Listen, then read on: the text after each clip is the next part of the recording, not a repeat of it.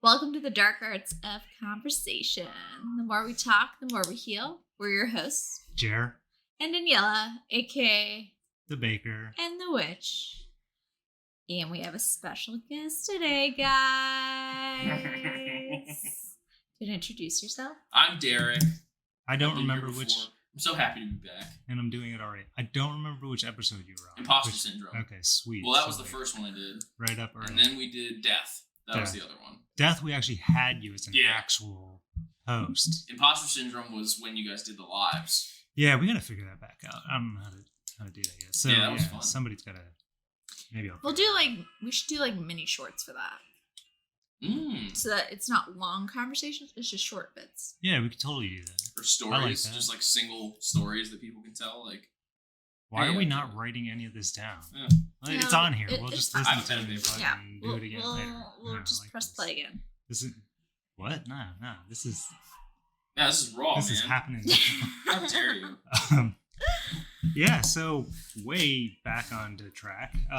Like to start in with a check-in with each other. How you doing? How you been feeling? What's going on? Start with you. They can't see you pointing. I know, it doesn't matter. They'll eventually hear who it is. Jesus, it's like I'm on last podcast or something. The old man doesn't know how the podcast works. I quit. By the way, that was me tossing the table. Hey, girl. Our tiny one is chilling over there watching Turning Red. So if you guys hear that in the background, that is what that is. She's watching the movie Turning Red. She's not turning red. Yes. To clarify. Actually, that is an important part of this podcast. I can't see any of it. All right, no, cool. Sorry. So how you doing? How you been? What's been going on? It's been a little bit. I've been good. I'm definitely tired, and I don't know why, except for that I know that I'm trying to pump more. Our daughter also just started sleeping by herself. And while it is so exciting, I miss her in the bed. I find myself.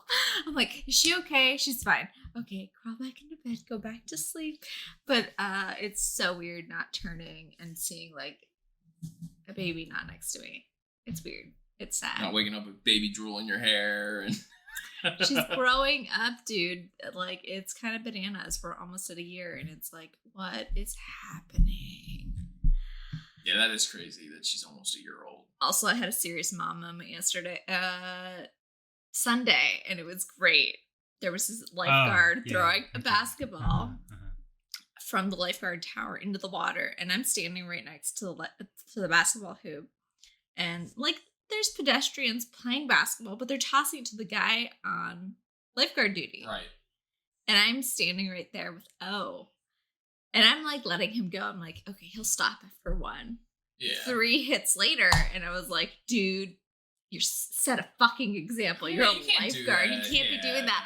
And I turned to Jarrett, and I can see I'm just trying to hold it together. I turned it up. It's like, oh god, that was the most mom thing I could have done at the pool. Dude, I was letting it happen. Also, I thought it was only once, so okay.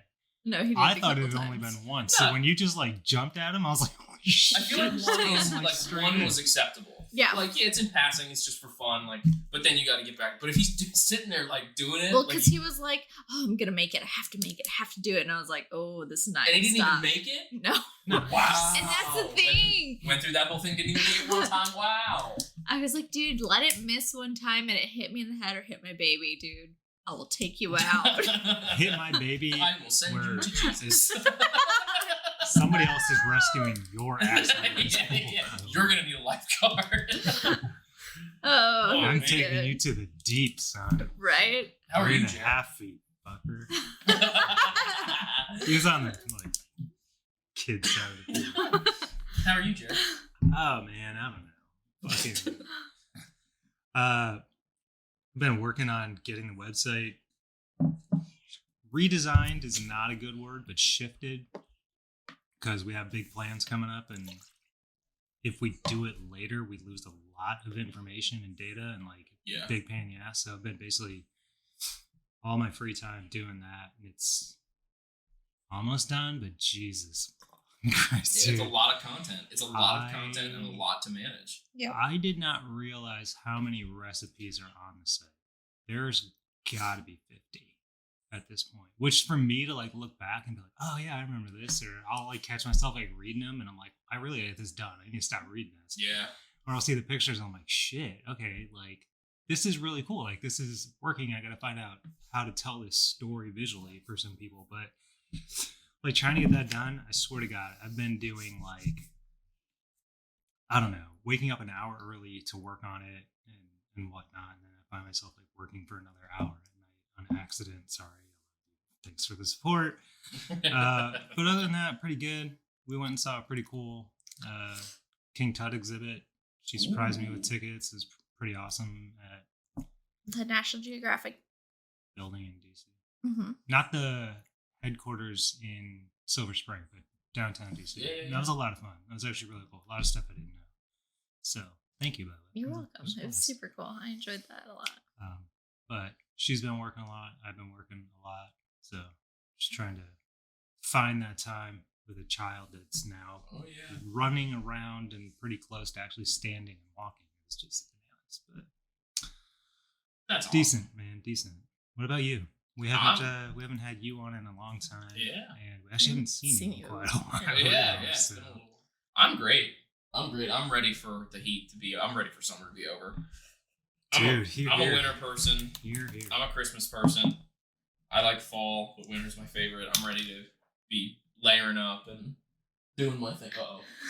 She has awoken. We're 6 minutes in. Yeah, 6 minutes in and she's already up.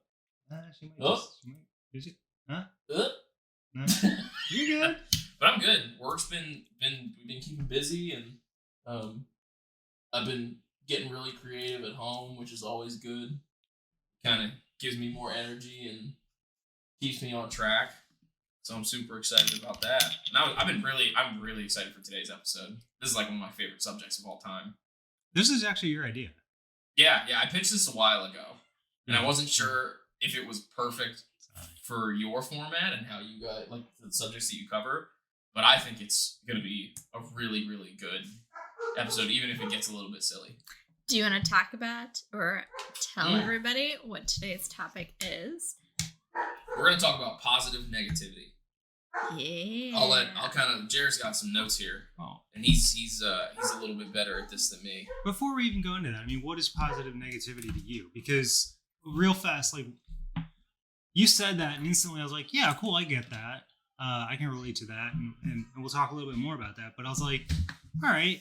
And then when I started to try and do some kind of research to really like get a grasp on it, no, like that's not really, I guess, to say it, it's not the term for what we're about to talk about, kind of.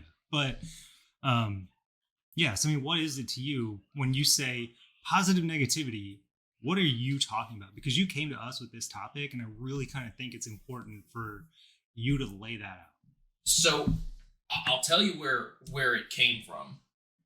It came from me and my family and my friends sitting around griping and bitching about things that we hate.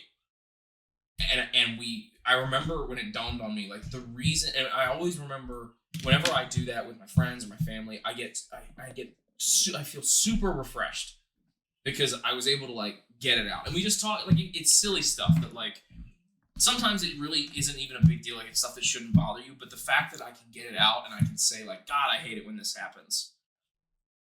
It's so refreshing to just say the thing and be acknowledged in that feeling, and then you move on. And sometimes it turns into like a really goofy conversation, or you end up laughing because like maybe other people relate and you didn't think that they would. So I don't know. I think to me, it's just having the freedom to be negative and to maybe say things that not everybody's going to agree with, and that's okay if they don't agree with it. And to not feel like you need to be converted to like the same things or to be positive about the same things that everybody else is positive about. That's what it means to me, at least. Okay, so really basically, like, it doesn't always have to be sunshine and rainbows, and there's some validity to your negative feelings, right? Is that kind of where we're at? Yeah. Okay.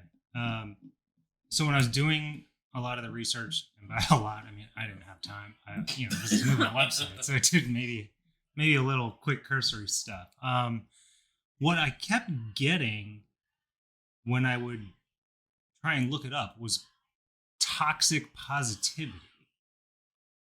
So what I'm going to say is people probably think this is the counter to toxic positivity.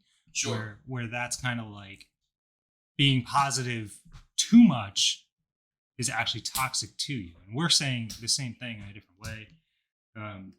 So yeah, we'll go from there. And there's a couple different things I found that I was like, that's kind of odd. Like I never put two and two together in there. And there basically some stuff mentioned that when you're focusing on that negativity, you can see what could happen, and you're doing that in an effort to survive because you're planning your survival based on the negative outcome. Sure. You're not sitting there and being like, all right, everything's gonna be sunshine and rainbows 100% of the time. I don't have to worry about it. You're really being like, if that doesn't go well, I'm gonna get eaten by the lion. And I'm gonna die. Now I'm screwed, right? So you're looking at the negative side of things. And I thought that I was like, all right, yeah, I got that. That makes a lot of sense, but I didn't really think about it. And then when you're being sorry. When you're being too positive, you're reinforcing the feelings of personal failure when life doesn't go your way. It's a sound effect, everybody. It's a sound effect. You all right? You okay? She got upset because she was able to move. Oh. A little too close, huh? To the guest?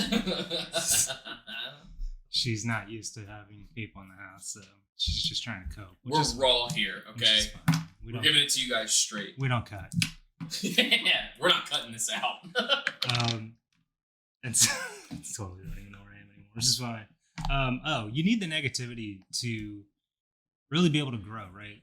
You're seeing half the story if you don't, and you don't get to see those lessons that are that next step really in your growth, right? If everything is great, what do you learn? You learn anything.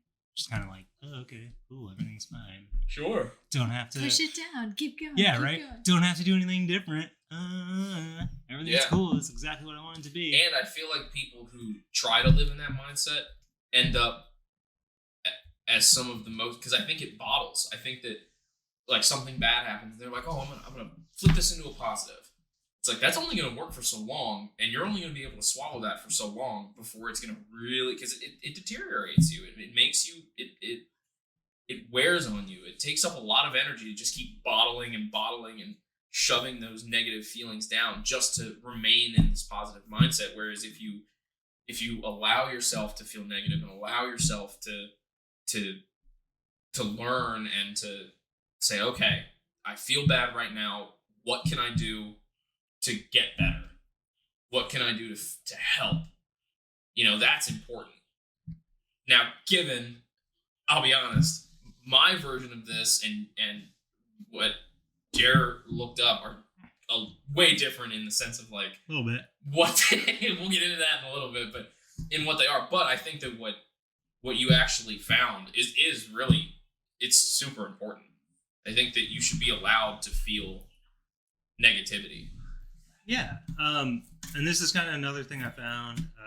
This psychologist is talking, and they're saying, like, when you're judging yourself for feeling pain, and I quote, by the way, sadness, jealousy, which are part of the human experience and are transient emotions, those will lead you to what are referred to as secondary emotions, such as shame, that are much more intense and maladaptive. And then by judging yourself for all that, right, they distract us from the problems at hand, and they don't give you space for self-compassion, which is vital to your own mental health. So just by doing that, just by denying your own self those abilities and then judging yourself and everything, you drive yourself farther and farther and farther to the negative side of everything. Yep. By just trying to be positive. Absolutely. Like, let it happen. Understand you will feel negative. And real fast, if somebody else is feeling negative because of something you did, there is a difference between you feeling negative about what you did. Yeah. You are not responsible for how they feel. though they may be due to your actions, right? Like, you can't control how they're going to feel about it. Yeah. And you shouldn't try to. You shouldn't make yourself feel worse about it unless you're a real dickhead in the situation and it warrants it, but that's a totally different thing. Yeah. Right? Like, if you intentionally stab somebody and they feel bad, that's different than you doing something that unintentionally leads to aggressive fast. I don't know where to go. I didn't have any of this thought out. Like I said, I've been moving stuff on the website for like 2.5 weeks at this straight point. to the stabbing and shanking. Jesus. Go for the jugular. So, yeah, not like in my notes, I'm like all over the place. But yeah, so, yeah, if you want to jump in, we're at the part right about. This is so weird because I'm looking over here, right in here, this part. Yeah, you're like, what? Yeah, it was like because I totally like just keep pointed track at some and go through the random point. That I and went like the wrong direction too. So, right here, this line. Okay. Kinda, we're at right now. Don't you dare cut that out. We're keeping it all. I mean, yeah, It's a conversation, right? Isn't this the conversation part of conversation? You know what? I'm gonna sing, so if you cut, they'll know. The moose goes moo. The cow my God, goes moo.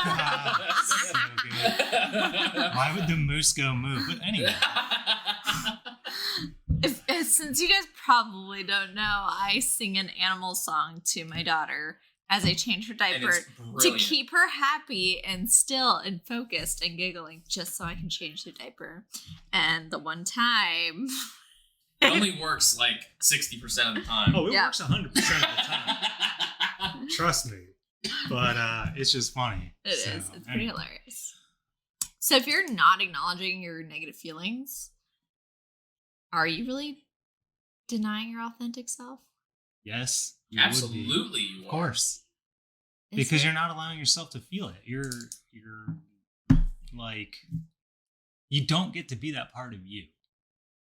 Really.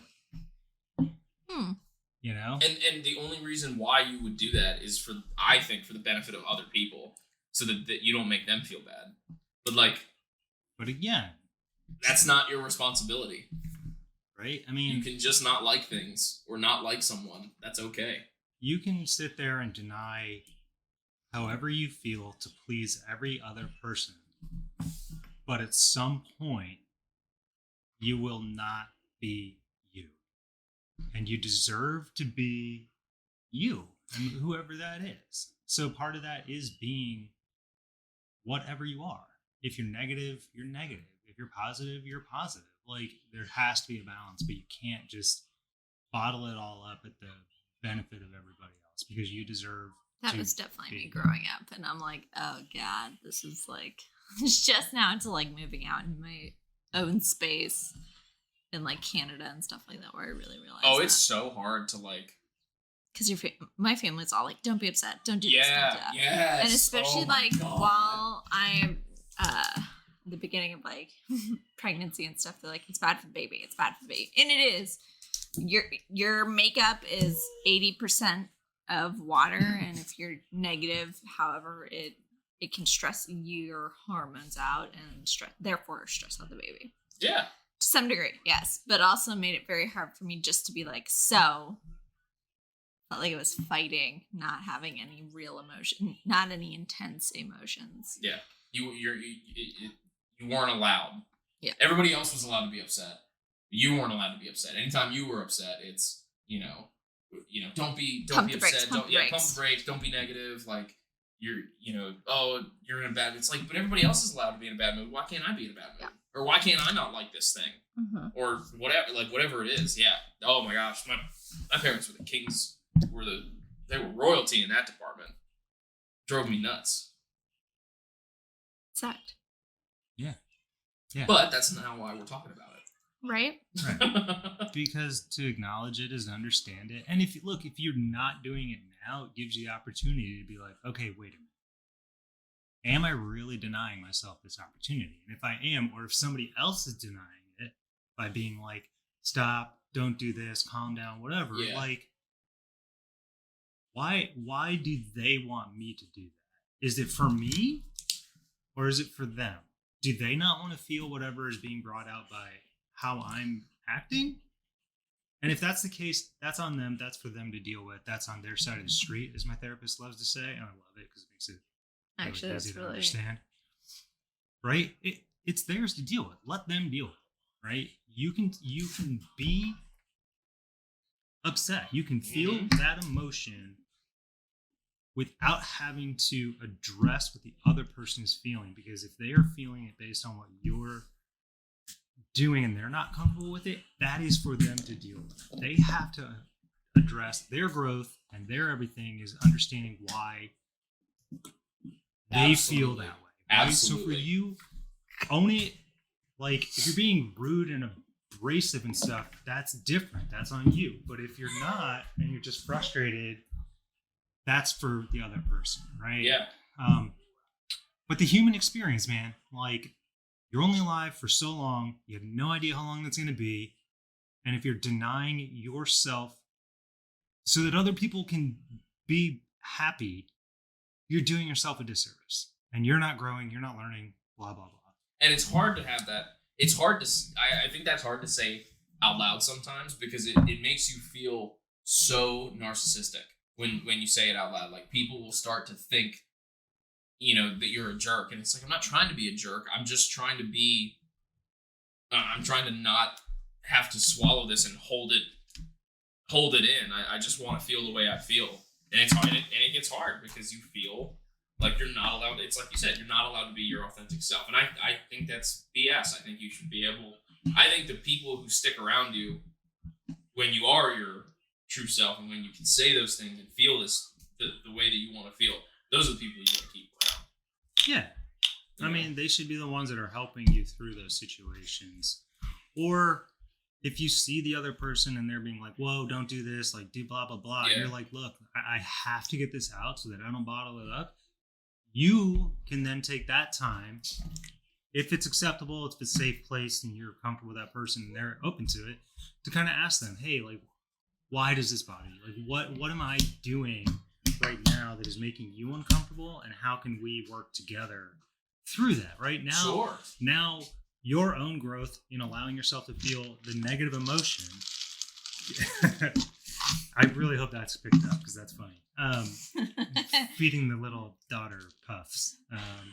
She's finally eating solid food. I could eat a gallon of those. Oh, they're so good. They're so good. So anyway, we're all sitting there eating your snack. So as you take your own growth and take that into account, you can actually help somebody else grow, right? Yeah. Or you might acknowledge. Super powerful. Absolutely, and you might maybe you say something that somebody else was like too scared to say, or that they're scared to acknowledge, and maybe you say it out loud and they feel acknowledged and they feel better. They're like, oh my God, I'm not the only one who hates this or doesn't like it. Yes. Like, I feel validated in that.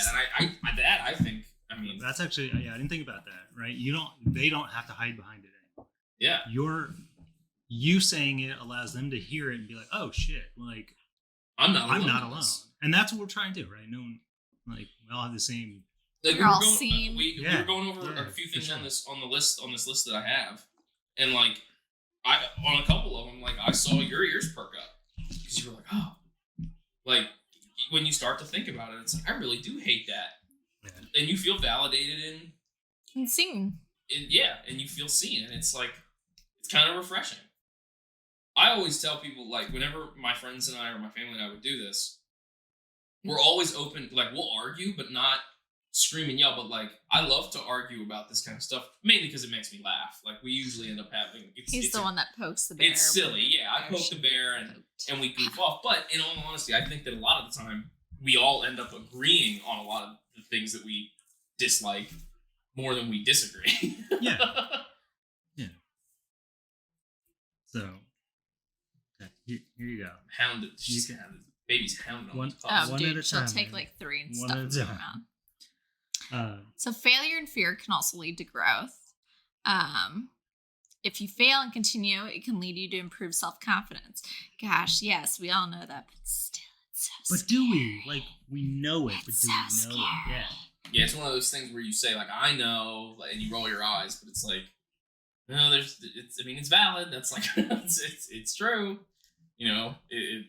it sucks, throwing yourself to the wolves or, taking out, all your safety precautions, like keeping a day job or, keeping a day job from keeping you from doing something that you really want to do or, that's just a small example. But, sometimes you have to throw yourself to the wolves, I feel like. Let's gonna go hide, because that is me right now. Yeah, it's both of you. Hey. But we gotta make money somehow, but yeah, also... that's true. We'll talk about that later. Oh, we'll talk about a lot. We're hinting at some stuff that's coming in the future, but yeah, sorry. Back to the witchy one. Toxic positivity is the assumption either by oneself or others that despite a person's emotional pain or difficult situation, they should only have a positive mindset.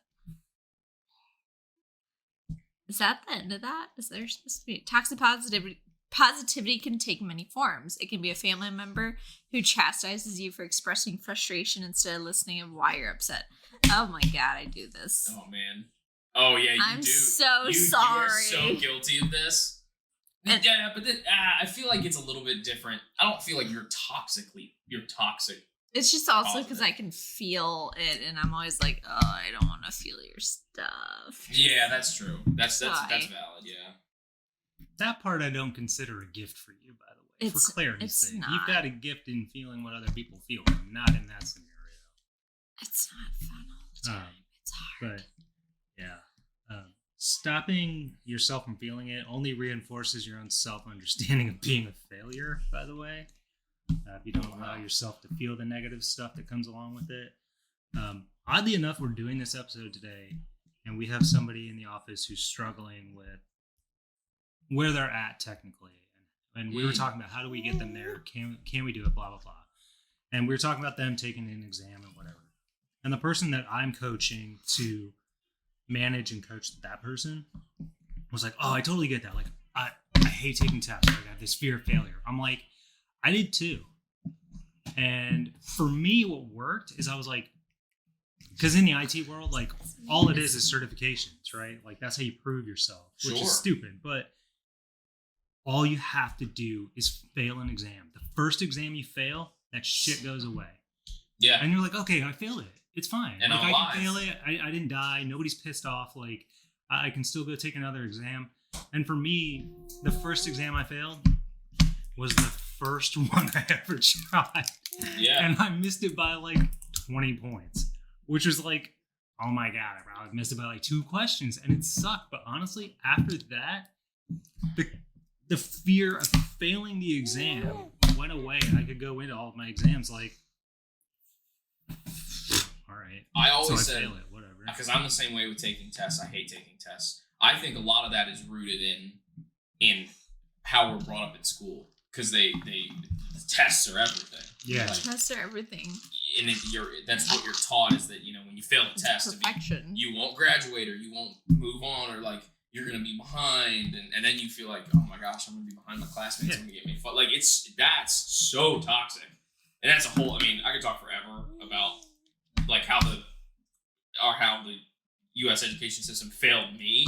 Everybody. And failed a lot of people by creating horrible mindsets for students to make them feel like they were less because they couldn't keep up. But like not everybody's brain works the same.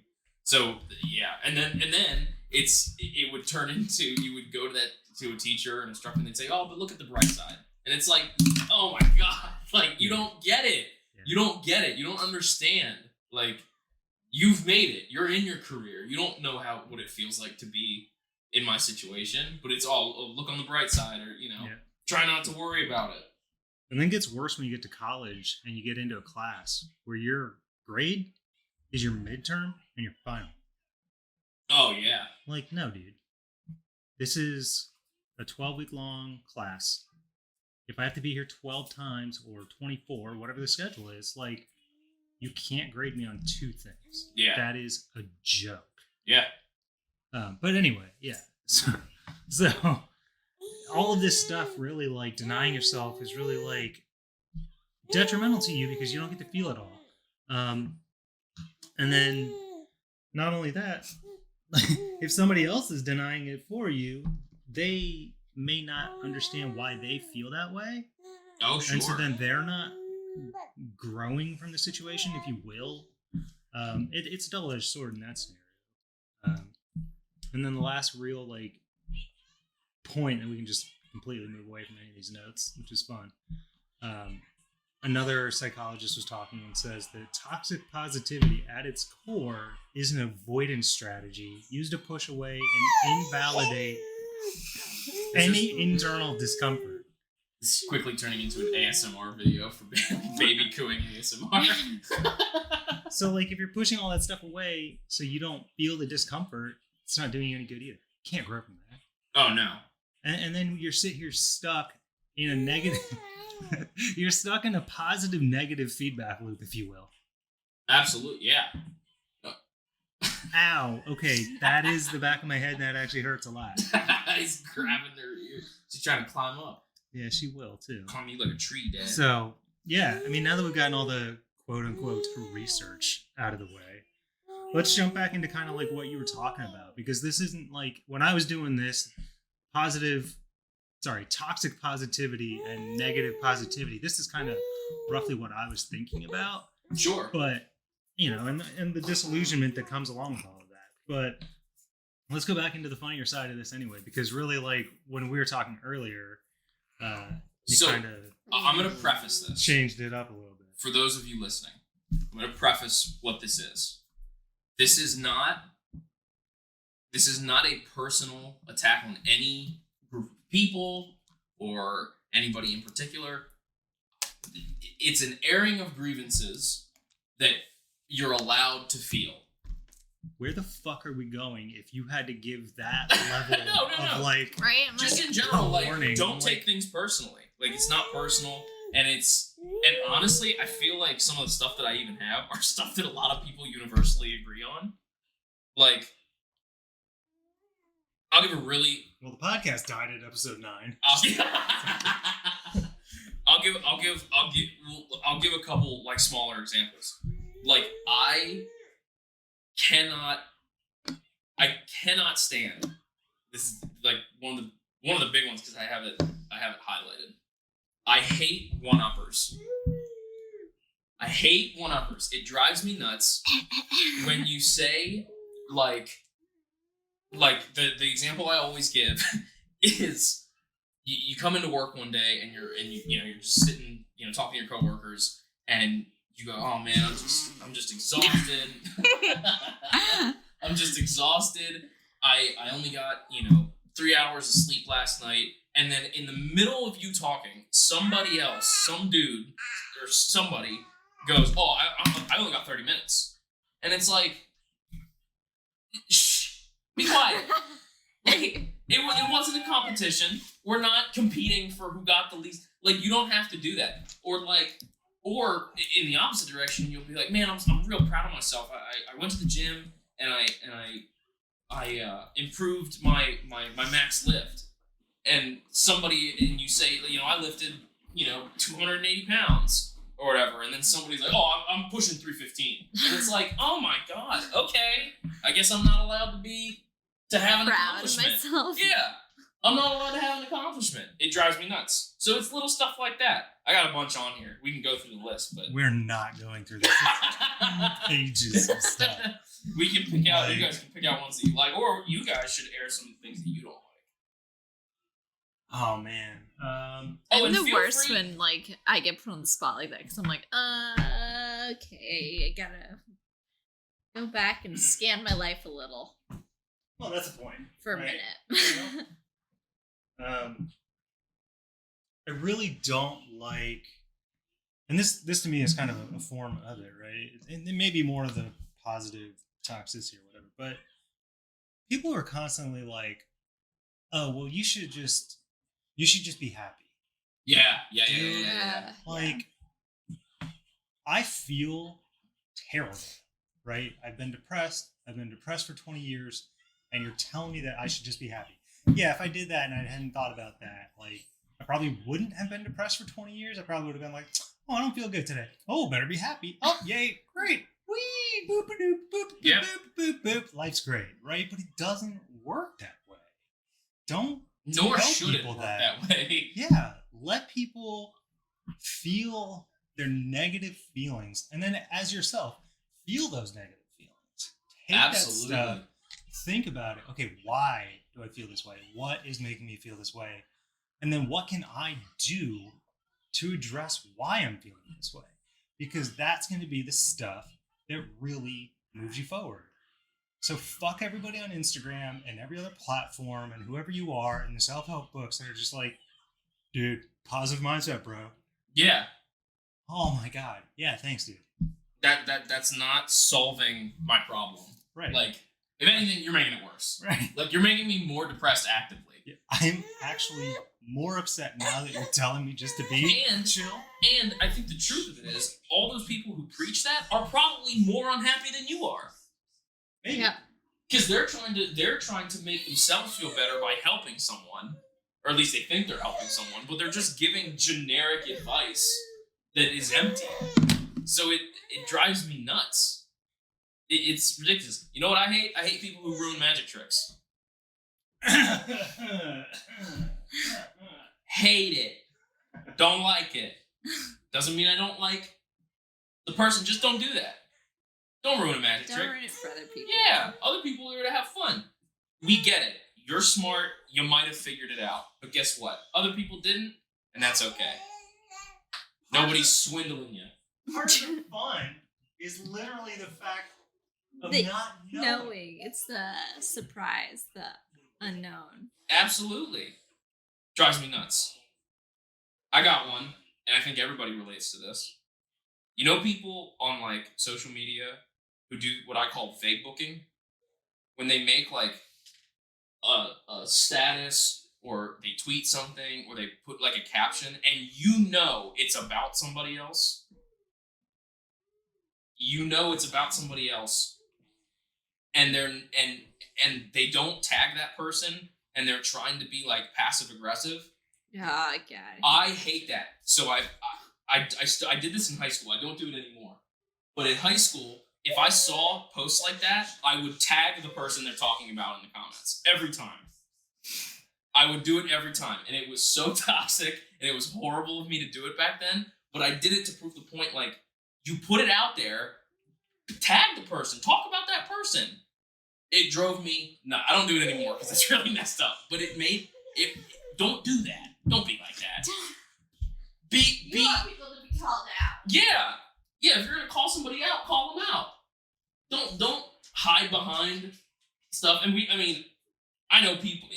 I'm sure tons of people. Even I know I'm guilty of that. But I also grew out of it in the 8th grade. I know people who do that now, and it's like, sometimes I still want to do it. I still want to tag the person they're talking about just to see what they would do. Because it's like, you don't get a get out of jail free card. Own it. Own your shit. That sounds passive aggressive. Makes me feel like when I was going telling everybody I was getting a C-section, they're like, oh, well, I'm going vaginal. Real moms do. Fuck you. Oh, right. Okay. So let's talk about that, because that's actually pretty fucking bullshit. Well, yeah, that's garbage. Yep. Like, they're denying you your experience, and just because your experience is different. Quote unquote, as some women say, the easy way out. Okay, well. Fuck you. Abdomen surgery? Yeah. Not the easy way out. I was going to say, I'll watch that shit. That's not. Nah, you don't. That ain't my jam. Yeah, no, that's I couldn't not, do it. You can't. It's stuff like that. Like, it's like, congratulations. I'm gonna not do that because that's not what's right for me. Yeah. Like, it actually, that was something similar was on my list. I hate gatekeeping of anything. I think it's horrible. Like, to discourage people from doing something just because you have a little bit more knowledge in something. Oh, yeah. Or, like, that's a horrible thing. Like, to basically bully somebody and question them. Like, maybe they don't know as much as you, but, like, it's not your thing. I feel like that should be an opportunity for people to guide somebody, not like... Yes! Dude, 100% opportunity for growth. Yeah. And not... No, you can't do this because of this. Hey, how about you just go look up more information? What if you checked on this, or hey, how can I help you get better at X, Y, and Z? Like, dude. Well, and also just, I mean, in that situation, like, that's kind of I think that's on definitely more of the extreme side of that. But, like, even little stuff, like, if you want to get into a hobby or, little things like that, like, it's horrible. Why would you do that? Like, don't you want more people to be involved? Don't you want to have more people to talk to about this? And, like, where are they going to learn? Like, just because you learned a certain way or you came about it in a certain way, that doesn't mean that's the universal way to do it. And you shouldn't put anybody down for not doing it that same way. That's crazy to me. It's crazy to me. And then there's also, like, the ridiculous side of it where, like, I've seen people gatekeep their favorite color. I'm sorry. What? Wait, like, how does that even work? That's what I'm saying. Like, no, grown adults do that. I've witnessed grown adults. Okay. I remember hearing a girl say, like, I can't remember the exact context, but it was like, oh my god, I can't believe she's wearing blue. Blue is my color. It's It's a color, dude. It doesn't matter. Like, you're not that important. That one, stuff like that drives me nuts. And then it's like, like Danny said, it's then you have like the extremes where people are saying, oh, I'm getting a C-section, or I would never get a C-section. Yeah. Like, I'm more of a woman because of that. Go fuck yourself. It's like, okay, dude, like, yeah, you're important. You're more important than everybody, right? Like, yeah, that stuff drives me insane. Insane. Yeah. So, dude. Yes. That was a good one. Gatekeeping is a huge. You could probably do an entire episode about how we messed up gatekeeping is. We probably could. Yeah. Yeah. Definitely. I mean, you're blocking people from things that they want to explore, and you're making them feel bad for it. None of that's necessary, right? Like, you don't need to do it. What do you get out of it? Oh, the ability to boost your own ego? Cool. Are you that insecure? Are you that unself-confident? Yeah. Like, yep. Dude, so what? I hate people who litter. I hate littering of any kind. How the hell is that even tied to, like, positive negativity? Because I'm allowed to not like that. Correct. I'm not. But there are people who defend it. Defend littering. Yes. They're like, oh, it's just just a candy wrapper. It's like, hey, put it in your pocket. Jesus. Put it in your pocket. I love you. What? I'm not. It's just really funny. Am I crazy? No, I just wasn't expecting that to come out.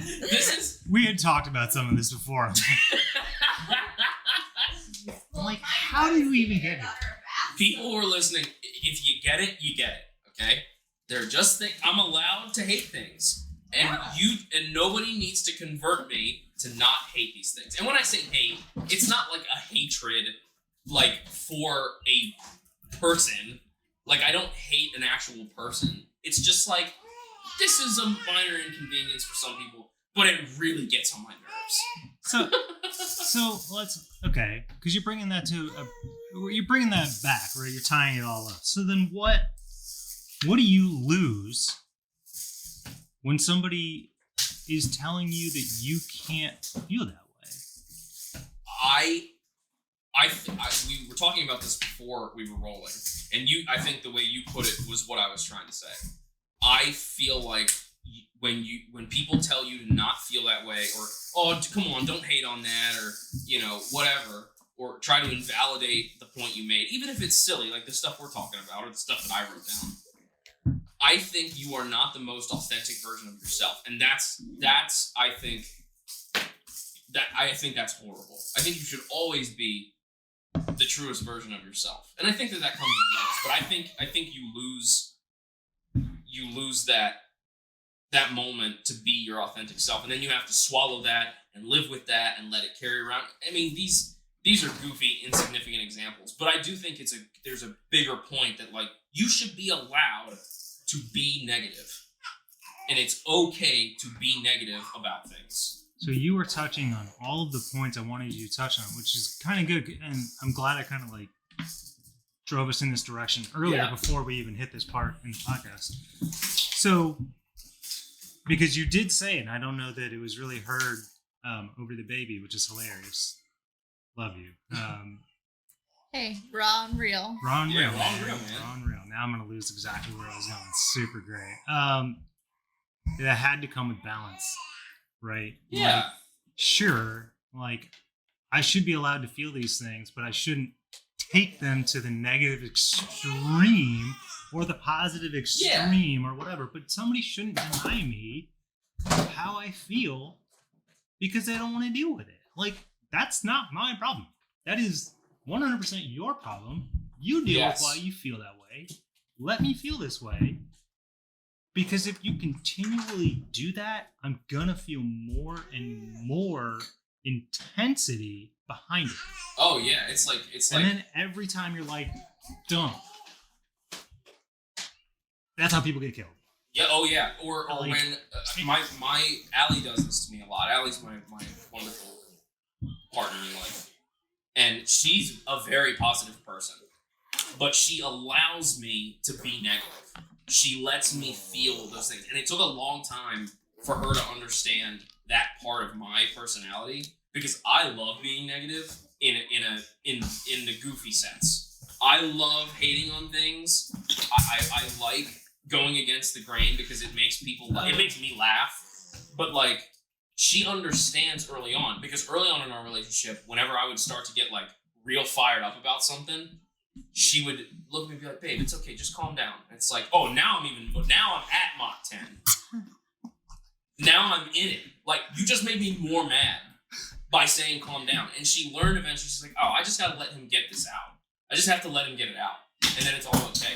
And it's like, I would never say this to like, I would never go on like a stage and proclaim this like hatred for things or like try to make people feel bad. I would never do that. But like, I gotta get it out. Well, first off, one, why not? Because you could have phenomenal careers as a comedian or a politician. Yeah. Okay. Just go for both clarity's ends of the sake. spectrum. Yeah, right? No, but anyway. it's also like, that was like a I joke, said, by the way. Yeah, don't get up and do it. Don't spread hate. Don't spread hate. Definitely don't spread hate. But like, I feel like a lot of things are, and like, look, there are exceptions to the rules. Of course. Like, I'm sorry, I don't think anybody in their life should have more than 2 or 3 bumper stickers on the back of their car. That's just my opinion. If you got more than 3, it's too many. It's just my opinion. That's it. It's just my opinion. I don't dislike you if you have more. I don't think differently of you. Just don't like it. Don't like it. It's too many. It's too busy. You know what I mean? It's just, okay, maybe it's just me. But like, it's sounds, too cluttered. It's silly. It's silly, and I know it's silly. Can't read the stickers fast enough. Yeah! or just certain stickers.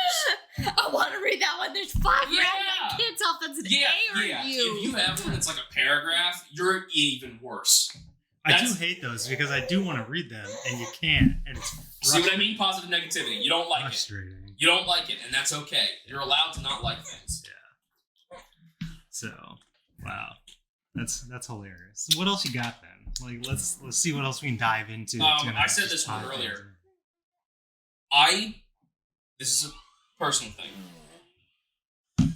I don't like if we go out with a group of people to dinner or we get drinks or whatever, and the bill comes. Bars are different because you can open tabs and close the tab. It's a little bit different. If we go out to eat and we're all sitting at a table and everybody ordering food, if there's more than 5 people, I think 5 or 6 is a good number. 3 couples. If there's more than 3 separate checks, you get 1 check.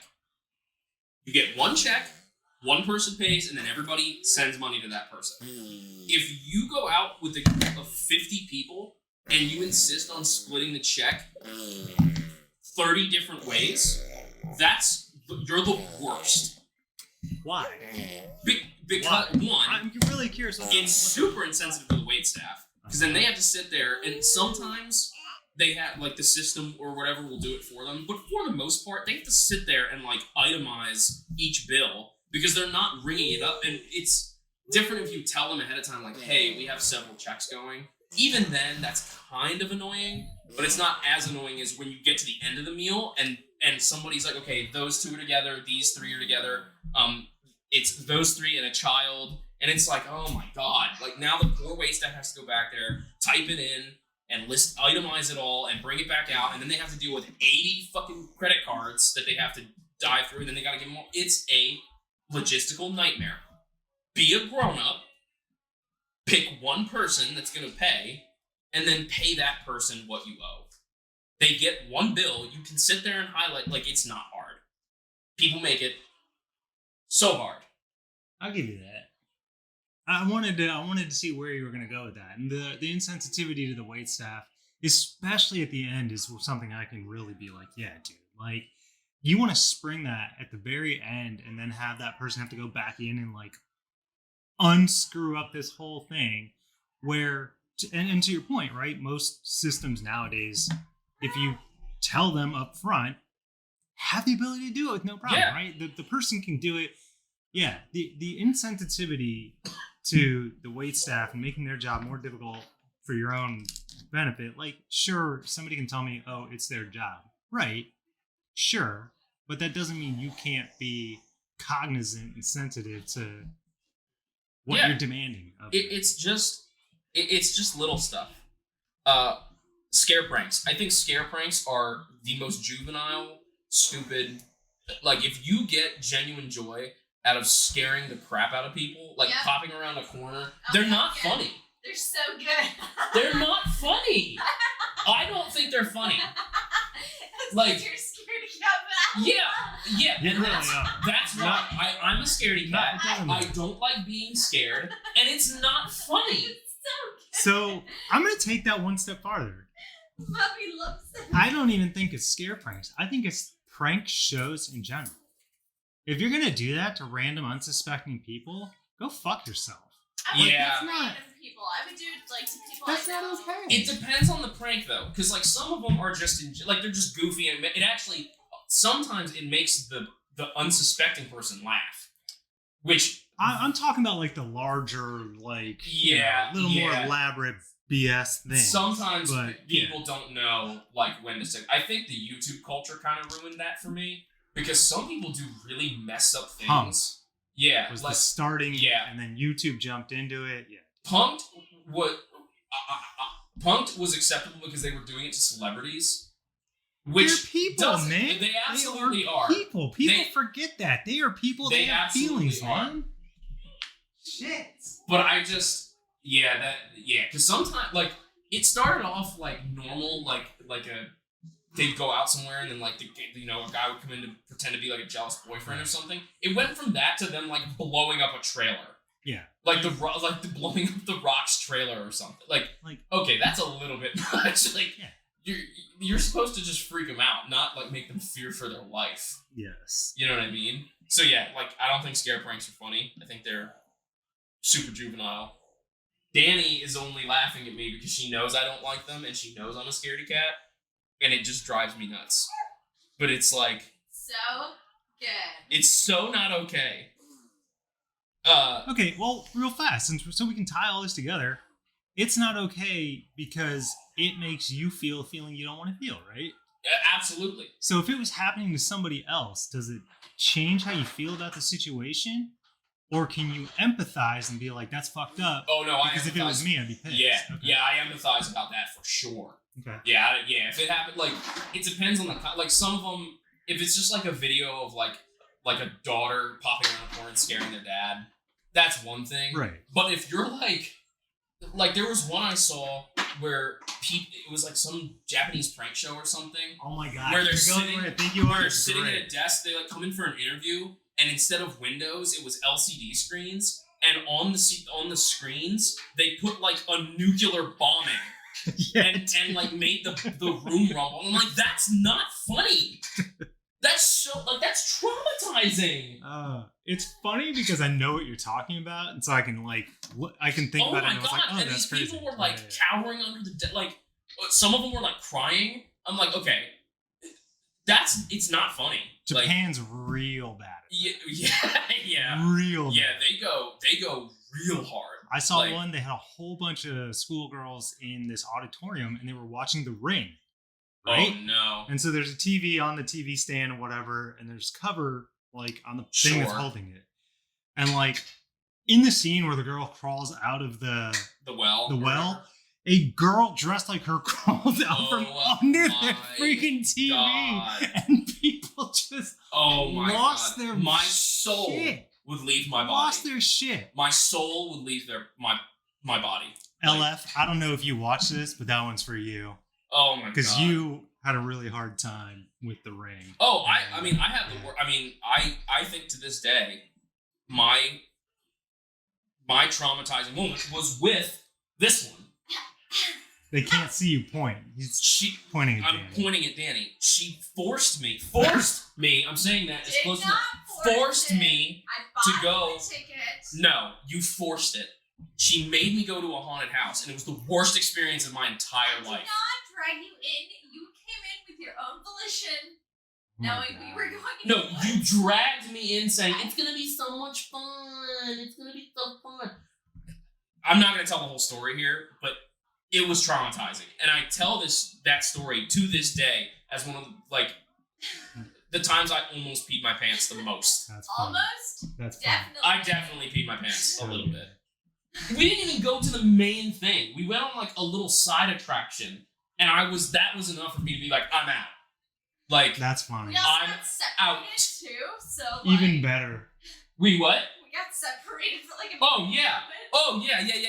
Well, at one part of it, you walk down a hallway, and it's already a narrow hallway, and then a fan kicks on and scares the Christ out of you, and then the walls cave in on you. I'm the most claustrophobic human being on the planet. I didn't know they were going to do that, okay? You were holding my hand, and the walls come in, and she let go of my hand. Oh my she God. let go of me. Oh, this is so good. So now, it's her fault. I'm having a full-on panic attack. She is, by the way, she is laughing hysterically at this. I would be too, just for clarity's sake. I am losing my mind. I'm like, I gotta get out of here. I ran the rest of the way through. Wow. I ran. Good times. Yeah. Good times. Her feet almost left the ground because I was dragging her so quickly. I was like, I gotta go. Yeah, worst experience of my life. Scare pranks aren't funny, and don't ever force your friends to go to a haunted house. Whatever. They can't handle it. No. They should. No, that's definitely not true. That's definitely not true. Page 2. Yeah, it is 2 pages, by the way. For clarity's sake, he came in and he's like, "I've got this list. It's 2 pages." I was like, "There's no way we can go through all of this." Slow walkers make mad. Yes, I got places to go. I got Walk things faster. I want to do. Oh my God! It's just like I'm in, I'm out, I'm done. I can't stand Jeremiah when he drives. The color would just like keep going. I'm like, oh my God, when and. Okay, you actually speed, so that's not happening. But when you walk, yeah, it's different when you're Lightning McQueen. I'm not. You passed me the last time we were driving home, by the way, and you were a long ways away from me. I've heard tires squeal several times. I think I was alone in the car. No, I mean in the past. Anyway. Yeah. Okay, that one bothers me, and I've realized there's a reason behind that. One, it's a control thing, right? Like, you are preventing me from being able to get where I need to go as I see fit. And that's the thing that I'm working on. Not well or at all. So that's why that one bothers me. Let me ask you this, though. It's that, but is it also a little bit like, is it a trust thing? Like, if I was in front of this person, if something happens, I would guide this person to safety. But I don't know that they're going to guide me to safety if something happens. I don't know that I'm trusting anyone else on where to go. Right, that's what I'm saying. But I understand. I kind of understand. Like, is your thought process like, I wish this person would just let me pass them? Yes, get out of my way. Right. Yes. Yeah, that's what it is for me. I just want people to get out of my way because I'm trying to go somewhere. Oh, this is one that real fast. Yeah, Sorry, this is a really shitty bit about the life that we have now. With you saying that, will they lead you to safety? Yeah. You think you would have said that 10 or 15 years ago? Absolutely. You'd be walking through the mall and be like, "Dude, just get out of my way so I can get to the store, get what I need, and leave because I don't want to be here." Absolutely. And now it's like, how do we get out of the mall? Yeah. Right? Like, oh, F. So anyway, whatever. Society's weird these days. Sorry. No. We agreed on this one earlier. If I hold the door for you and you don't say thank you, you're a jerk. Dude, like... Or just nod. Do anything. Just acknowledge that I held the door. Yeah, just acknowledge that I held the door. Like, I get you could be having a bad day, but you acknowledging me and the fact that I did something nice for you may take you out of that mindset long enough to reset you as a person. Yeah. And even if, like, I don't even take it personally if you just, if you don't want to talk to me or say the word thank you, just give me a nod. Give me something to go on, to acknowledge the fact that, like, I could have just slammed the door in your face and gotten my Chipotle and left. Like, all right, well, that was a little far, but I talked about stabbing somebody, so I guess it's a fair point. That is the extreme opposite end. Yeah. I mean, you don't have to be a jerk about it, but, like, that's what it is. If I show you something on my phone and you take my phone, that immediately makes me uncomfortable. Why? Because it's my phone. So what? But why do you need to hold my phone if I'm showing you something? If I'm showing you a picture. Okay. Like, why do you need to hold my phone? Why does it matter if I hold your phone? I'm playing devil's advocate. I'm trying to take you through. For me, I'm like, you got something to hide. See? Yeah, but that's okay. You think that, right? But for me, that, like, it's a privacy ownership thing.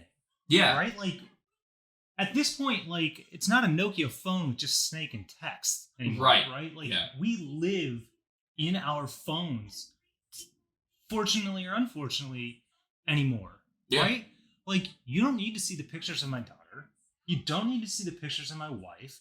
You really don't need to see anything in my phone unless I'm intentionally sharing it, because I am selecting what I'm being open enough to show you. I'm not giving you my life, which is weirdly in the palm of my hand, to go through.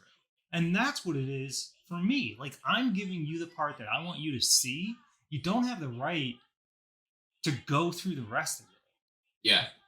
It's this trust one way, whatever, right? And I've heard people say, like, yeah, but sometimes I can't see. It's like your phone's resolution is a higher resolution than what your eyes perceive. You can see it. Probably. Like, you are seeing a picture at a higher quality of what you were looking at when the picture was taken. Yeah. Like, it's so, like, my parents do it all the time and it drives me nuts. I'll be like, hey, Mom, look at this picture. And she'll take the phone when I show her. And it's like, and then it's even, they don't do this, thankfully. My dad will do it. He'll scroll and it's like, hey, man. You get. Yeah, you're playing. You get. Yeah, you're rolling the dice at that point because you don't know what's in there. You don't know what I'm looking at. You don't know what I take screenshots of. I mean, it's nothing disturbing, but you don't know. And if you hit something you don't like, that's on you. Yeah. It's on you, 100%. Danny, what's something you hate? Real fast, I was with this one, since we're talking about the taking your phone thing, going into Canada, and they took all of my shit and went through all of it. They forced me to unlock my phone, and they scrolled through my pictures. And at this point, fuck it, whatever. I wasn't divorced at the point in time, but her and I had gone to Canada during... We were separated. So we were going through all that. I'm shocked that they... And the dude is like, does your wife know you're here? The fuck does that matter? The fuck do you care? The fuck does she care? The TSA asked you this? Canadian Border Patrol. We were going into Canada. And I'm like, dude, like... That's like a personal thing. And then he was like, well, you could be smuggling child porn. Are you fucking... Look, sure, right. Yes, I could. I understand your job. Sure. Is that a fucking accusation right now, by the way? I had to take everything out of my bag, all this bullshit. This one over here, like... And she should have, right? Like, you don't want to be that person that's hanging out because then it throws red flags. Right. So, thank you. But, like, dude, I was like, you fucking kidding me right now? Like, yeah. So, whatever. Anyway. But but you bring up, like, unfortunately, it's like you were saying earlier, like, unfortunately, that's the world we live in. Yeah. Where it's like, you gotta, those guys who do that job, they have to cross all their T's and dot all their I's, or else, get it. There could be a catastrophe and they'd be responsible. I understand it, but it's just like, damn, like that's a bit of an invasion. But I am in that scenario. I am personally choosing to go into their country, right? So I have to say, okay, fine, but bro, at the end of the day, it doesn't matter if my ex-wife. Also, the fact that he jumped to child porn was kind of weird. Like, there could be a lot worse. There could be a lot of other things on your phone. There could be all kinds of stuff on there, but that's what he jumped to. Like, that's sad. That means that probably means he's seen it. Well, which is even more jacked up. Yes, we know they have. Like, because otherwise it wouldn't look. Yeah. Anyway, sorry, you were asking her. What's something you don't like? I was just. What were you thinking? Say it.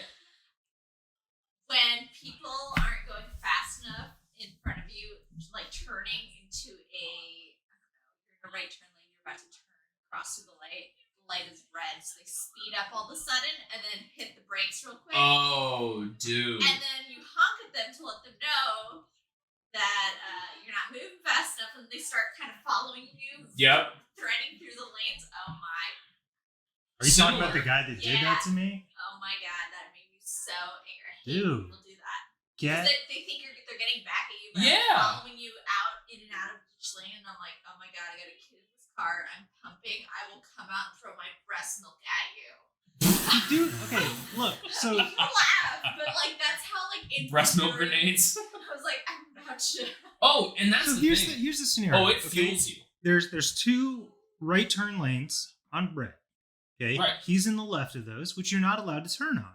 On a red light. Absolutely. He turns, I honk at him because, dude, you're in the wrong. Yeah. Right? I'm in my rights to do that. So we turn into another lane to go left, and there's two left turn lanes. And this fucking dickhead is literally looking in his mirror instead of in front and intentionally cutting me off probably 4 times. And I'm like, dude, I don't care. But at this point, I'm ready to drag you out of this car. Yeah. And we're going to have some words about how effed up this is. Like, dude, I don't care. I'm not trying to escalate the situation. I'm literally trying to just go home. And I can see your wife and your kid in your car. Yeah. I'm literally just trying not to hit you or have you hit me because you're being really fucking rude right now. Yep. I have my wife and kid in the car, and my wife is fucking pissed. Yeah. So, like, really, I'm literally just trying to diffuse the situation by getting away from you, and I can't get away from you. Fuck. Yeah, yeah. What are you doing? You're the wrong. You are fucking wrong. It is on you. Oh, dang. I'm going to let you know. Yikes, that sounded like it hurt. Oof. Was that her head? Yeah. Oof. She got flattened. She fell over and bonked her little head. She didn't even try and catch herself on that. Now, beyond now that you've gotten that out and you got revved up, do you feel a little bit of like, oh yeah, like it feels so? That's genuinely like for as silly as some of these are, it really does feel good to just get it out and for people to just be like, oh my god, I hate that. Yes.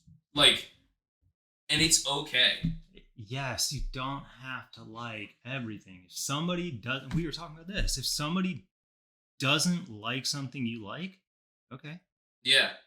As long as they're respectful about it, okay. Or like sometimes I'll get on one of like my crazed rants with Allie and she totally gets it, but like anybody like friends or whatever that I'll talk to, they'll be like, come on man, don't let it ruin your whole day. And it's like, it didn't ruin my whole day. It ruined this moment and I want to talk about it. Yeah. And I want to get it out so that I can just get it out and move on. Yes. Now you ruined my day.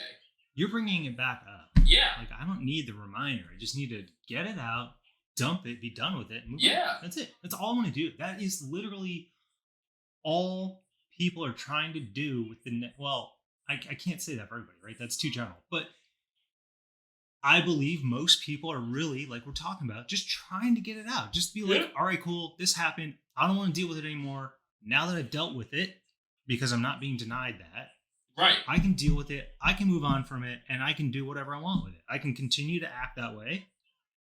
Whatever. Sure. If that's what it is, that's what it is. I can attempt to learn from it by being like, oh, okay, cool. Man, how can I not feel this way next time? or whatever, right? But like, you can't do any of it if you're constantly told, don't do that, feel this way instead. Yeah.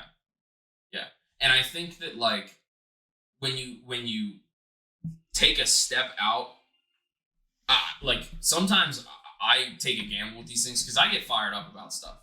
And I'll take a gamble and I'll call people out in public. Like, I'll give you a great example. Right at the beginning. Oh, yeah. Right at the beginning. We'll tell that story in a second. Right at the beginning of COVID, I was going to Chipotle and I was really hungry. And it was a long line. And so I was already, I was hungry. It was hot. I was already kind of grumpy because I was so hungry. Right. So the lady in front of me started her order. No problem. Like, I was on my phone and wasn't paying attention. And there was a guy directly behind me. He was being quiet on his phone, like not saying anything. And on the way in, him and I had crossed paths, and I kind of gave him like a nod, like, hey, how you doing? So he's standing behind me waiting to order. I'm in front of him and this lady. This lady is ordering her food, and she is reaching over the sneeze glass, like up to her, like almost her entire forearm is over this glass. And look,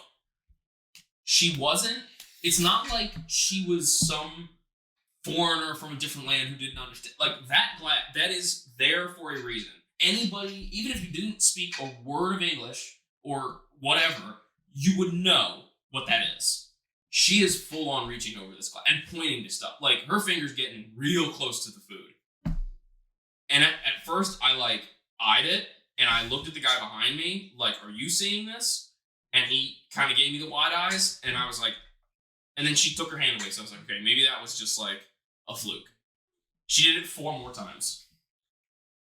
4 more times. And finally, I was like, hey ma'am, that glass is there for a reason. And as soon as I said that, the 3 people behind me were like, yeah, you can't do that. Like, they all instantly agreed. Because I was like, I'm not alone in this. I'm not crazy. This person's a lunatic. Okay, first off, they're not a lunatic, okay? They're not. They don't know what to do. They're doing the incorrect thing that doesn't make them crazy or lunatic, whatever. I just gotta put that out there.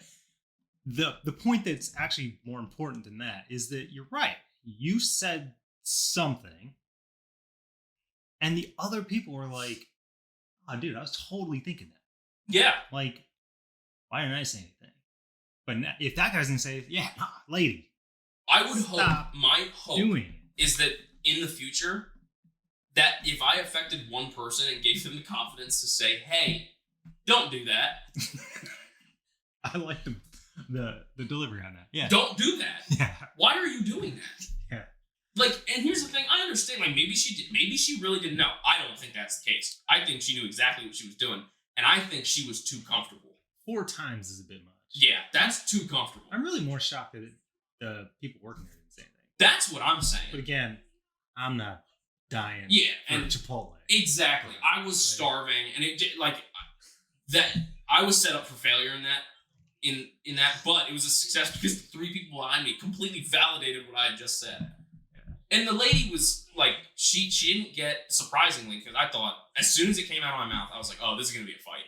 Like, I'm about to get into a verbal altercation with this middle-aged woman. Luckily, she was actually really cool about it. She was like, oh my God, I'm so sorry. Like, I didn't realize, she didn't even realize she was doing it. And it's like, if I hadn't said anything, her fingers were in that guacamole. For sure. Like, they were going in that guac, and it was going to be a nightmare. They would have to throw the guac out. Yeah, but it's just like, it's little stuff like that. Like, you should be, and because I was allowed to feel that way, I made somebody wake up and realize, like, hey, what you're doing probably isn't a good idea. Yeah. Like, it might be a little bit of a stretch, because it was just like, I really didn't like it. But, hey, man. Survival of the fittest, I guess. You're over there laughing. What are you laughing about? No, I'm just laughing because it's crazy. It's funny. I mean, I probably would have said the same thing. Exactly! I mean, I have moments like that all the time. What is it about me? I don't say shit. Like, I am way too. You just let it slide. I think I can't. Here's what I think. I think Jared likes to see how it plays out. I think he's waiting. He's like, I'm gonna see how this one plays out. My mouth has definitely gotten me in trouble a Mm-hmm. I definitely speak my mind. You speak your mind. You don't hold back. That No. is, you've got that. People are always kind of surprised. You've got that Latino flair. Yeah, but I also also think. depends though. Yeah, I think that I was gonna piggyback on that and only say because I think that people who say like, "Oh, I'm not mean, I'm just blunt." It's like there is a difference between bluntness and being like straight up being rude. Yes. Yeah. Like to a point where it's hurting somebody. It's And a I don't fine- think you're like that. it's a I think fine line. I can be. yeah, but I that's have with people my you don't like for a reason. I have my moments, and I can be real about that. And there are moments that I don't say anything. I feel like I don't. I mean, I've gotten better now, but behind the chair or anything dealing with like, Oh, sure. I skirt away. Even when Sure. I'm not standing behind the chair, I cannot stand when bald guys who have no hair come up to me and are like, "What can you do with this?" Oh man, the cheesy jokes. And I'm like, "Dude, Do they mean it for real? no." No. Oh, okay, they're man. joking. And I'm like, "Dude, I can scalp you. Yeah. right? Yeah. I can buy you a wig. You'll pay me for it." Yeah. But it's like you're not funny Yeah, at all. I've heard it a Like, million just times. stop. When I was still performing, I remember people always used to ask and say, like, whenever I would do a magic trick, any guy, if they were married, first thing out of their mouth, "Can you make my wife disappear?" It's like, one, I know you think that's funny.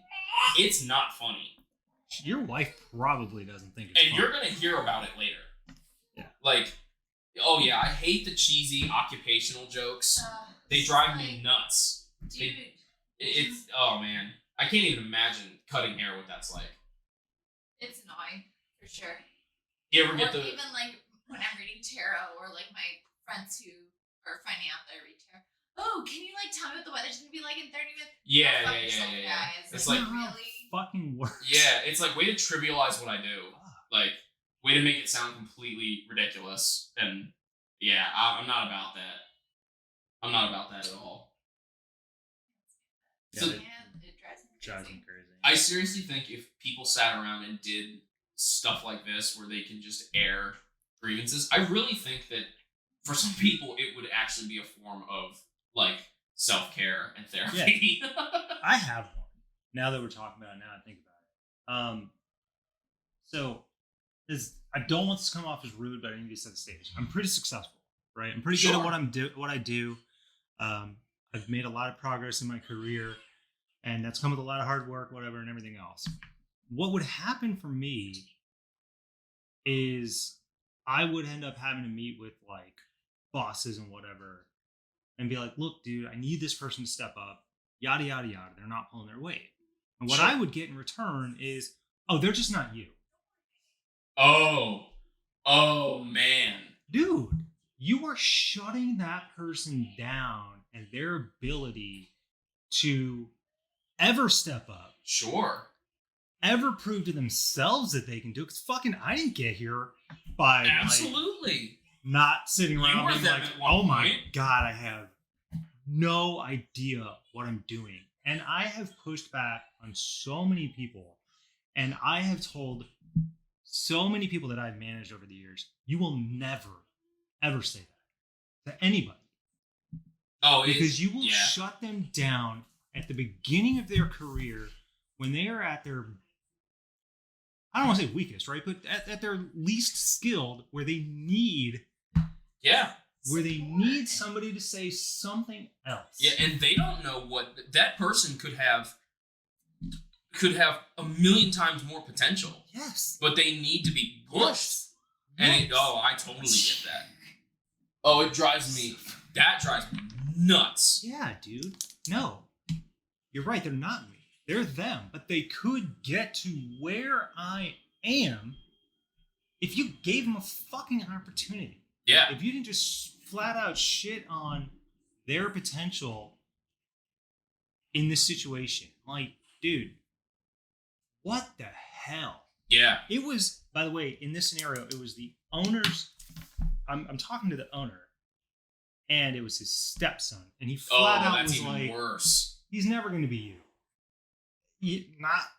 Not with the leadership that he's getting right now. Yeah. He's not. Like, What example are you setting? fuck. Like, I'm trying to get some kind of something to improve this, right? And you're in here like, oh, he's just not gonna be you. Yeah, clearly see why that is.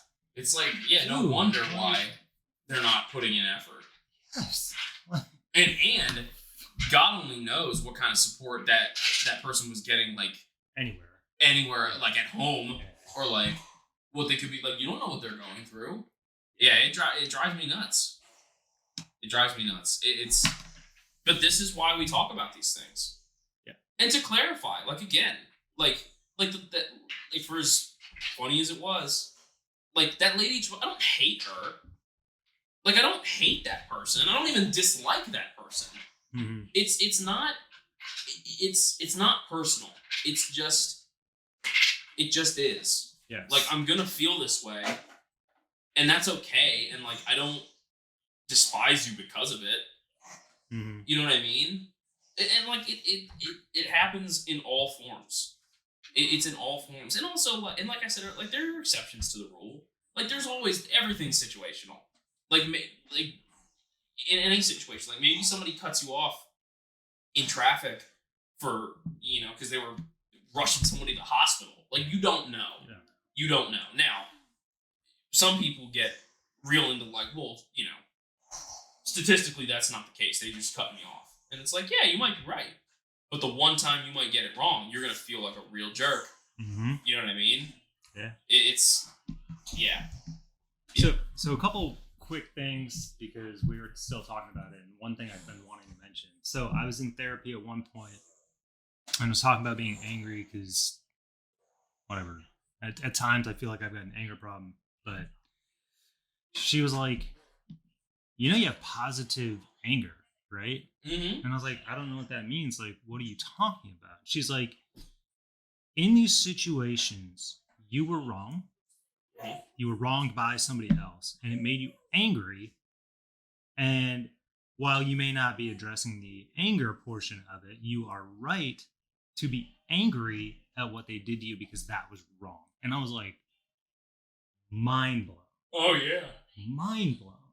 Because again, it ties back to that, like the first time somebody tells you, like, okay, your emotions are valid. Yeah.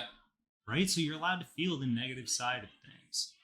And you and I were talking about people who are like, oh, we just got to be positive and like positive mental attitude. Yeah. That solves everything. And we were talking, yeah, if all you're doing is focusing on the negative at the that's expense of the positive and there ever being the potential for a positive outcome, you are robbing yourself of the potential for anything ever being positive. Yeah. And in that point, we could just say that's toxic negativity, right? You're locking yourself into the only possible outcome of being bad. You are setting yourself up right from go for negative things, not survival related. Sure. Not related to anything except for the fact that it'll only ever be bad. So I think when people are trying to say, what people are trying to say is, you don't have to have a positive mental attitude all the time, 100% of the time. Sure. That's stupid, right? Sorry, it's dumb. We've already explained why. But you need to leave space for there being positivity and a positive outcome. Because if you don't do that, you can't see your growth potential. You can't see where you could go, right? If I just sat here and said, all right, well, I'm negative and I feel bad. If I don't allow for the opportunity of, okay, I am negative and I feel bad, but like, if I do these things, I may start to feel better.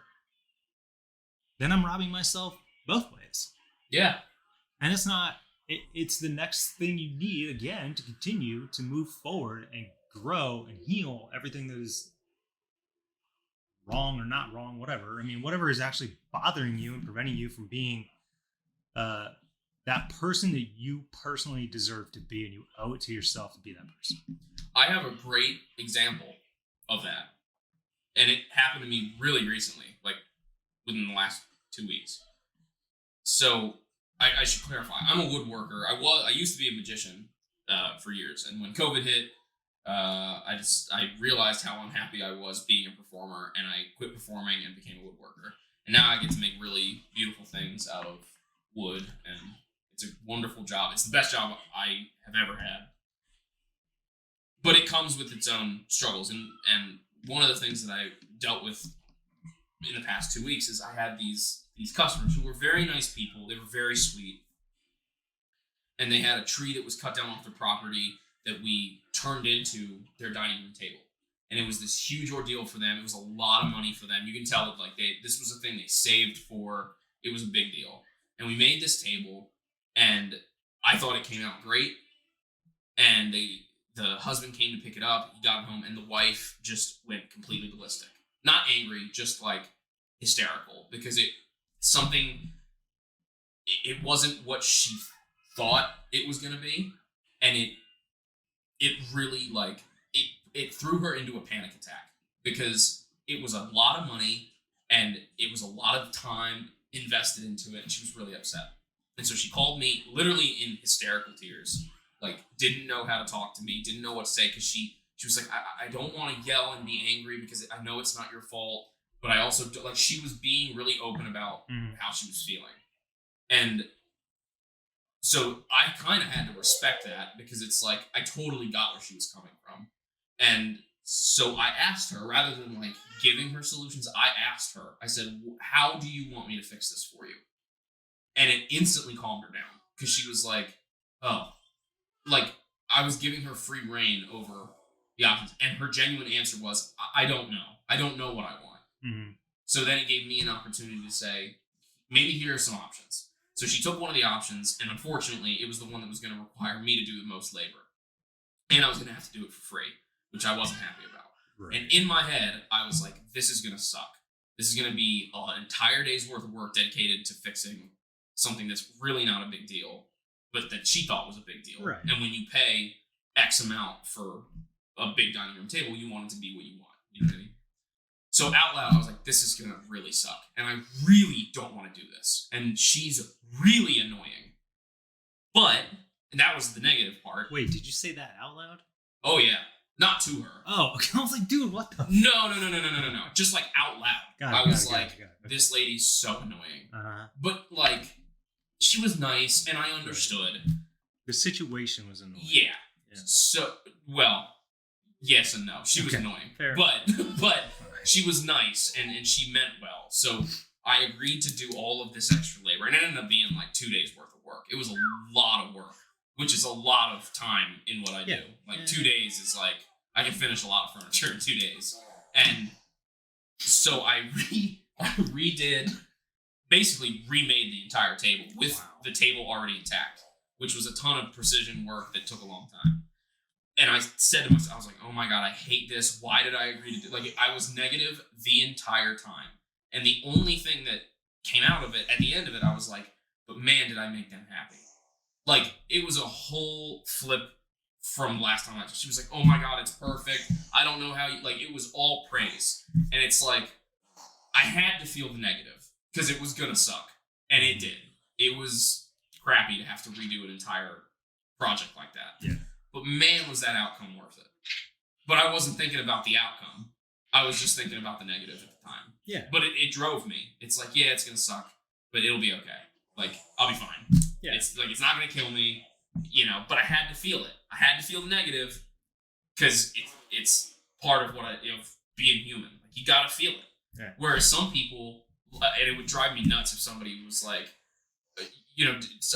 my boss said it and he didn't mean it. He was joking, he was saying it in jest, but he was like, no, Derek, don't think of it as you have to redo it. Think of it as you get to redo it. And it's that is toxic positivity if I've ever heard it. Cool. No, this sucks. I was happy with it. Yeah. When I was done with it. Yeah. So I think that was a very good distinction that you made of you gotta feel it. It's okay to feel it. I'm sure I know you felt that way. Right now. Yeah, I know Danny feels that way. Dan. She's told me when she's behind the chair, you're like, oh my God, I did this haircut and I thought it looked great and they didn't like it. So I had to redo it. Yep. And it's you gotta feel it and you don't want to do it. Yep. Because part of it's you're angry and you're ashamed and you're I don't have the time for this. Yeah. And now I have to do it. Yeah. That's the other thing too, is letting yourself be like, allow yourself to feel inconvenienced. Yeah. Like, yeah, it sucks you have to do it. Yeah, they're a paying customer or whatever, and you should absolutely do right. But like, it's still annoying, and that's okay. And it's nothing personal to that person. But like, you gotta acknowledge that you feel that way. Yeah. Don't sell yourself short and be like, oh, whatever. And don't feel bad. Don't feel bad about it. Like, you shouldn't feel bad for feeling that way. I know it's hard. Okay, yeah. Don't feel bad because you feel the negative way. Yeah. That's what, yeah. For sure. Feel empathy for the person. Yeah. Like, have empathy, but like, don't down yourself and be like, oh my God, I shouldn't feel this way. Yeah. No, like, feel it. Well, you do, so feel it and acknowledge it and just keep going. Yeah. Move through it. Whatever that means to you, just move through it. Yeah. Well, you have to. You can't go around it. You can't go under it. You have to go through it. Like, oh, you can mask it, hide it, and you can mask it, but that's not. All you're doing is standing on the other side. You're prolonging having to deal with it. Yeah, pretty much. Yeah, which goes for a lot of things, but feeling the negativity and allowing that to pass through you is, I personally think it's really healthy. For sure. Yes, I don't know that you even have to say I think. I think that's pretty. Yeah, it's pretty universal. Well established that it's a positive thing to address the negative. Yeah. Sure, we'll go with that. Yeah. Because if you don't, there's a whole bunch of things you're doing, right? You're not allowing yourself to feel it. You may be giving the power to somebody else because you're letting them control how you feel. Or deny your feelings or whatever, right? Like you're giving away yourself. Yeah. And if you're denying somebody else, like if you're telling somebody else, hey, don't feel this way, like you're denying them, and that's not fair. You're being that thing, that roadblock to them moving through it, whatever that means, right? They don't even have to they don't have to grow, they don't have to heal, they don't have to learn anything at all. But you're just denying them feeling a natural thing that they should be allowed to feel that. 100%. Absolutely 100%. So, yeah, don't say don't do it, right? Because we're all human. We're all going to make mistakes. Yeah. Try not to be that person that's denying somebody else's feelings because you don't control that. Yeah, you just don't control other people. They're not yours to control. People aren't puppets. Shit. Yeah. Yeah. But that's why I pitched this, because I think about it a lot, and most of the time it really is meant as in jest, and it's funny and silly, and it actually, I think it allows like the people that we sit around and do this with and like air our griping and get it all out. I think it's meant as to be goofy and funny, but I've been thinking about it for a long time. I think it's really positive, and it feels really nice to get it out with people who maybe will sit there and validate you. And even if they counterpoint what you say, at least you can get it out, and they're not trying to force you to be negative. Yeah. Or force you to be positive, Right. Which I think that's, it's a much more healthy. It's a collective way to experience and acknowledge each other. Yeah. Right? Like you get to feel a little bit less alone. You get to be like, oh, hey, cool, I'm not the only one that thinks this weird whatever is X or Y or whatever. Yeah, so. Absolutely. So I think we're gonna wrap this one up. If you want to grab that one or just leave her for 5 seconds so we can say goodbye and tie this one on. This was a good one. This is good. That's pretty good. We got a lot of stuff coming up. We're trying to get other people involved as well. We got another one with you coming up. We figure that one out. That's a good one. I'm excited for that one too. Yeah, I got a lot to say on the next subject. You and I have got a couple trying to line up with other people, which will be exciting. Try and get this thing going into actual conversations with multiple people, since we can't figure out how to do it easily live. So yeah, this is cool. It's exciting. It is. I think I love what you guys have done so far, and I think this is gonna be really cool to keep going, because I love coming on, but I think the more people you have on, because I know you said you have other guests coming for a few different subjects that I can't wait to listen to. Yeah. And because I listen to the podcast at work and stuff sometimes, like the ones that I, that I don't catch right away, and I'm excited to see where it goes. It's gonna be good. Yeah. So one of the ones coming up is actually from somebody that listens. They're like, I'm dealing with X, Y, and Z. Yeah, oh wow. They submitted questions. So like, the next one will be answered. Yeah. Yeah, buddy. They're like, can you that's like kind of help me through it? Like, I don't want to be on it. I was like, that's totally fine. Like, if you're not ready for that, totally cool. If you have questions or whatever, shoot them to us. We will work our best to get answers and work through that for you so that you can have that. And like, for that person to do that was like awesome. I mean, it makes us feel great because it's like, okay, it's working. Yeah. It's having the intended effect. People are engaged. People like it. Even if it's just one. Even if it's just one person. Yeah. And I don't need to, I want to hear about it because it makes it easier to understand that this is doing what we're intending to do. Yeah. But if I don't hear about it, she'll calm me down and be like, look, it doesn't matter. Like, it's having the effect you want. You don't need to hear every story. And that's very true. And I struggle with that. But I just want to know that it's working and it's working. So there'll be some exciting things coming up outside of the giant ass list we have. So we'll be getting through all that. So yeah, reach out, check in on people, like, share, subscribe, follow, rate, leave a comment. You can email us and everything else.